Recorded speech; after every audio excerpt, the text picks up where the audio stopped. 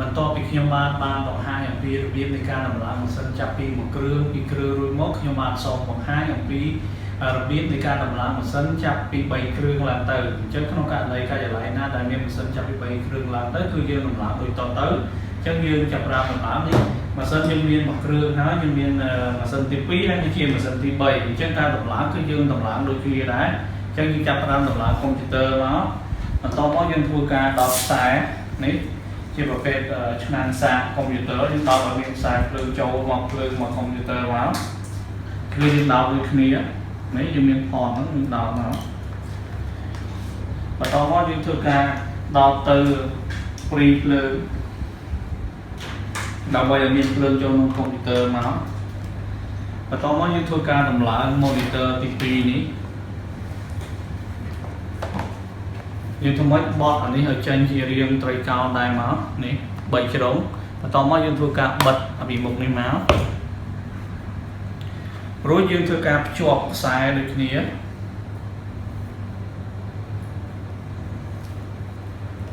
ខ្សែយើងភ្ជាប់មកខាងធំគឺយើងដោតខាងធំខាងតូចគឺយើងដោតរុនខាងតូចមកបន្តមកយើងធ្វើការដោតចូលទៅក្នុងរុន USB របស់កុំព្យូទ័រដែរមក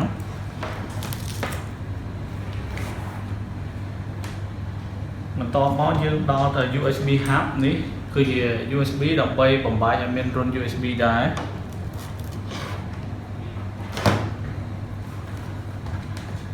ដល់ហើយយើងចាប់ផ្ដើមភ្ជាប់ម៉ៅនេះគឺម៉ៅគឺយើងដោតដែរមក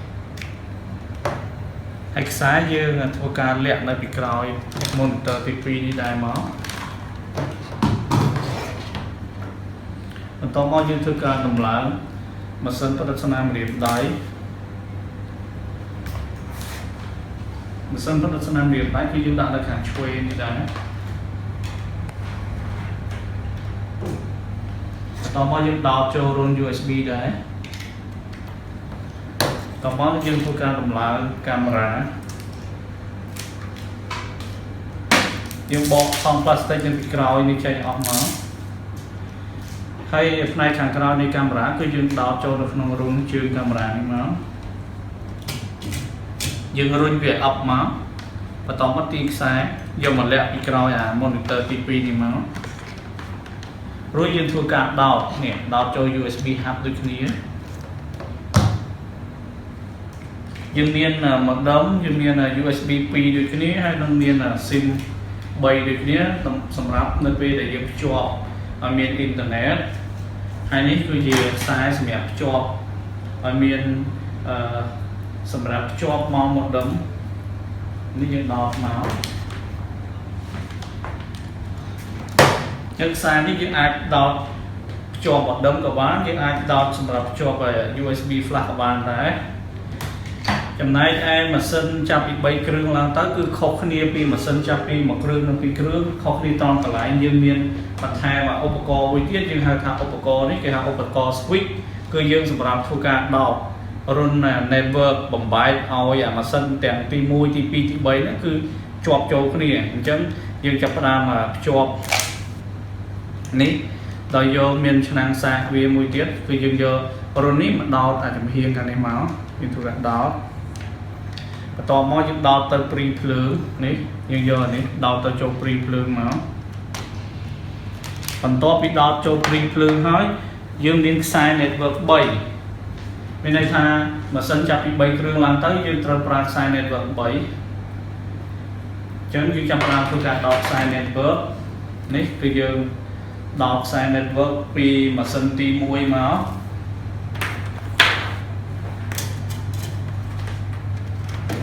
នេះយើងដោតចូលនៅក្នុងកន្លែងរុន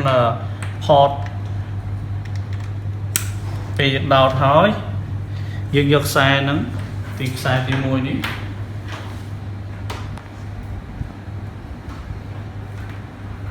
ខ្សែទី1យើងដោតមកចូលនៅក្នុងរុន network ទី1នេះដែរមកនេះយើងមើលមានជើងវានេះយើងដាក់វាទៅខាងក្រោមគឺយើងដោតចូលមកឲ្យលាន់សូវគ្រប់ចឹងទៅបន្តមកខ្សែទី2 យើងដល់ទៅចូលទៅក្នុងកុំព្យូទ័រទី2ដែរនេះខ្សែនេះទី2យើងដល់មកចូលកុំព្យូទ័រទី2បន្តមកក្បាលខ្សែទី2ហ្នឹងគឺយើងយកមកដល់ចូលទៅក្នុង switch នេះគឺរុនទី2ដែរនេះបន្ទាប់ពីដល់ដល់ខ្សែទី2ហើយយើងយកខ្សែនៃរុនទី3នេះ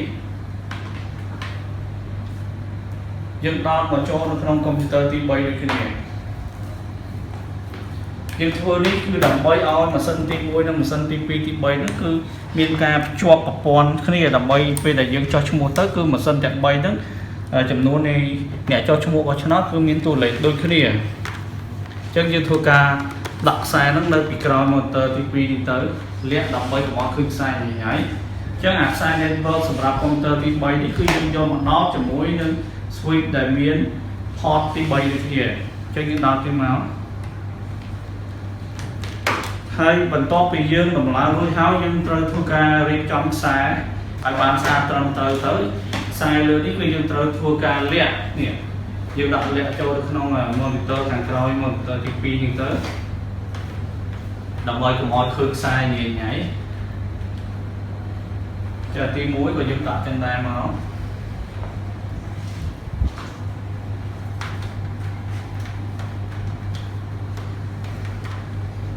នេះគឺជារបៀបដំឡើងម៉ាស៊ីនចាប់ពី3គ្រឿងហើយខ្ញុំបានសូមបញ្ជាក់ថែថាការដំឡើងម៉ាស៊ីននេះនៅពេលដែលយើងដំឡើងហើយយើងត្រូវគិតថាសម្រាប់ឃុំសង្កាត់ណាដែលពុំមានភ្លើងអគ្គិសនីគ្រប់គ្រាន់គឺខាងកោចបនឹងផ្ដល់ជូន power bank សម្រាប់ធ្វើការសាកថ្មកុំព្យូទ័រនៅពេលដែលកុំព្យូទ័រអស់ភ្លើងអញ្ចឹងលោកអ្នកត្រូវយក power bank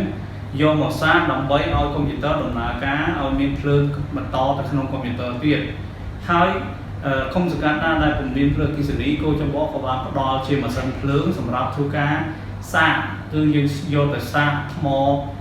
power bank ហើយនឹងសាកថ្មកុំព្យូទ័រនៅពេលល្ងាចអញ្ចឹងលោកអ្នកត្រូវសាកនៅពេលល្ងាចឲ្យពេញហើយនៅពេលព្រឹកឡើងយើងអាចមានភ្លើងសម្រាប់បន្តចុះឈ្មោះនៅស្អែកតទៅទៀតបាទនេះខ្ញុំសូមបង្ហាញអំពីម៉ាស៊ីនដែលយើងរៀបចំហើយគឺមានម៉ាស៊ីនចាប់ពីទី1ទី2ទី3ដូចតទៅបាទ